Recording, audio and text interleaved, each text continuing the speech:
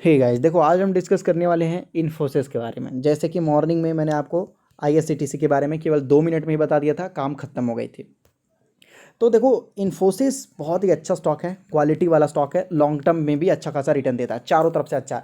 लेकिन कभी कभी ना इन्फोसिस के साथ कॉमेडी किया जाता है, मजाक किया जाता है, सीरियस नहीं लिया जाता। इस वजह से इन्वेस्टर कुछ ज़्यादा हैप्पी नहीं है वहाँ पर।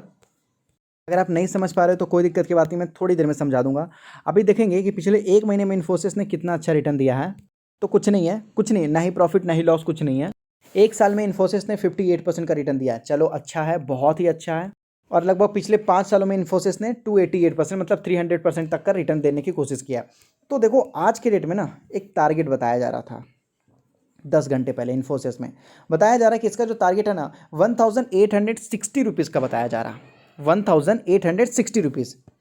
अब बताओ भाई, 1860 रुपीज़। अगर आप बोलोगे कि ना ना ना भाई, ये तो मतलब थोड़ी दिनों का है, मैं आपको बोलना चाहता हूँ इन्फोसिस में आप कभी भी टारगेट देखोगे ना, जब ये लगभग मैं बोल दूँ 1400 रुपीज़ का था, तब से मैं नोटिस कर रहा हूँ इसका टारगेट दिया जाता तो 100 रुपीज़ प्लस या तो फिर 200 रुपीज़ प्लस। बस 100-200 रुपये से ज़्यादा टारगेट दिया ही नहीं जाता है। इन्फोसिस ने इतने अच्छे अच्छे तगड़े तगड़े रिजल्ट दिए हैं, डिविडेंड भी दिया, लेकिन फिर भी इसका 2000 से भी पार टारगेट दिया ही नहीं गया, कभी दिया ही नहीं गया। हालांकि विप्रो देखो, एम्फेसिस देखो, मैं आपको बोल दूं कितना स्पीड भाग रहा है। और लगभग क्या बोलते हैं, एल टी इन्फोटेक देखो, एल टी इन्फोटेक देखो, वो देखो कितना अच्छा भाग रहा है। लगभग 5 साल में पैसा 1000% तक का रिटर्न निकाल के दिया है।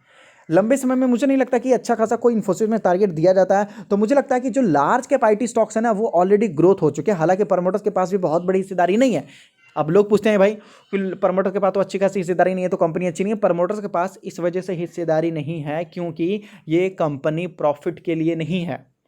ये कंपनी प्रॉफिट के लिए नहीं है, पब्लिक वेलफेयर के लिए है, याद रखो। इस वजह से जो रामामूर्ति करके नाम है, उनका सही से याद नहीं है, रामामूर्ति कुछ नाम है, तो उन्होंने इस कंपनी को, मैं आपको बोलूँगा कि लगभग पब्लिक वेलफेयर के लिए बनाया है।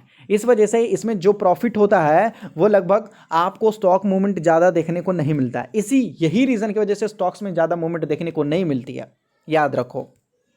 और एक बात, तो लगभग यहाँ पर बताया जा रहा है 1999 से आज देख सकते हो 2021 हो चुका, और इन्फोसिस ने लगभग 15,000% का रिटर्न दिया। हाँ भाई, 15,000% का रिटर्न, जो 15,000% है, 20 सालों में 15,000% का रिटर्न तो बनता है भाई। लार्ज कैप की कंपनी है, अगर इतना नहीं देगी तो फिर और कितना रिटर्न हम एक्सपेक्ट कर सकते हैं, बताओ, है कि नहीं? इतना रिटर्न तो हम एक्सपेक्ट कर ही सकते हैं ऐसे स्टॉक से।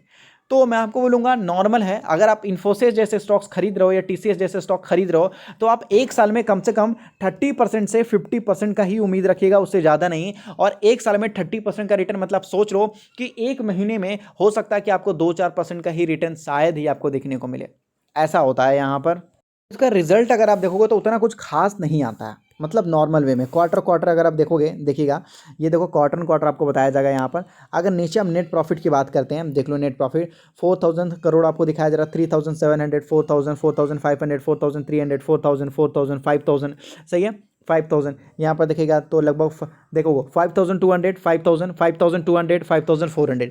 बहुत स्लो इसका ग्रोथ होता है प्रॉफिट में, बहुत ही स्लो, सही है। और इसका कई बार टारगेट आपने देखा होगा, मुझसे दिखेगा तो प्रमोटर्स की हिस्सेदारी केवल 13% है, बीच में 12% कर लिया गया था, अभी वापस इन्होंने 13% कर लिया है। बाकी फॉरेन डोमेस्टिक वाले हो यहाँ पर ज़्यादा अपना प्रॉफिट कर पाते हैं यहाँ पर। और उसके बाद पब्लिक के पास लगभग 37% का माल है। पहले 30% था, अब पब्लिक को माल बेचा गया है जो कि 37% हो चुका, मतलब पब्लिक को माल बेचा गया है। ये शाइन अच्छा नहीं है। कंपनी बहुत ही मजबूत है, आपको लॉस नहीं देगा, लेकिन एक्स्ट्राऑर्डिनरी प्रॉफिट भी नहीं निकाल के देगा। तो इसीलिए मैं आपको बता दूं, एक सिंपल सी चीज़ मैं आपको बता देता हूं। मेरे साथ जितने भी लोग जुड़ते हैं ना, उनको मैं इस बीमारी का दवा पहले ही देता हूं। भले उनको बीमारी हो या ना हो, लेकिन मैं दवा पहले ही बोल देता हूं, भाई खा लो।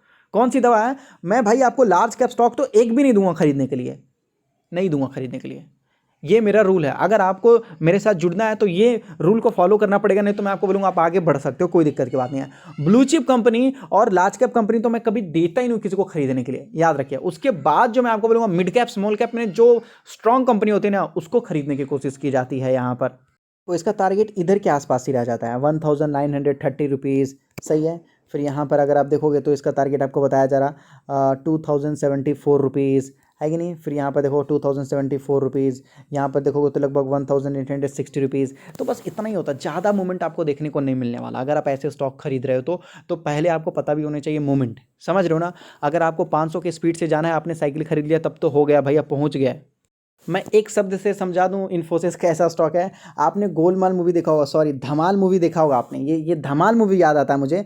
आप जब धमाल मूवी देखते हो तो ये क्या होता है ना, मतलब एक डब्लू, बड़े से डब्लू के नीचे बहुत बहुत ज़्यादा पैसा होता है, तो ये सभी लोग उसी के पीछे जाते हैं। जब बहुत सारे लोग जाते हैं, कोई बस से जाता है, कोई कार से जाता है, लगभग सभी लोग, कोई फ्लाइट से जाता है, तो ये लोग क्या होता है ना, आदि और मानव, इनका नाम रहता है आदि मानव, तो इनको कुछ नहीं मिलता ना, तो ये इसमें रोड रूलर जो होता है ना उसी पर चढ़ जाते हैं। और धूम मचाले वाला जो सॉन्ग होता है वो जो प्ले होता है। अब धूम मचाले जो सॉन्ग होता है ना, सॉन्ग आप धूम फिल्म देखा होगा, उसमें मतलब बाइक का बहुत स्पीड से चलाते हैं, बाइक वगैरह जो होता है बहुत स्पीड से चलाते हैं, तो सॉन्ग है वो जो बहुत स्पीड चल रहा, याद रखो। लेकिन आप रोड रूलर पे हो, इससे ज़्यादा तो आप बाई वॉक करके चले जाओगे।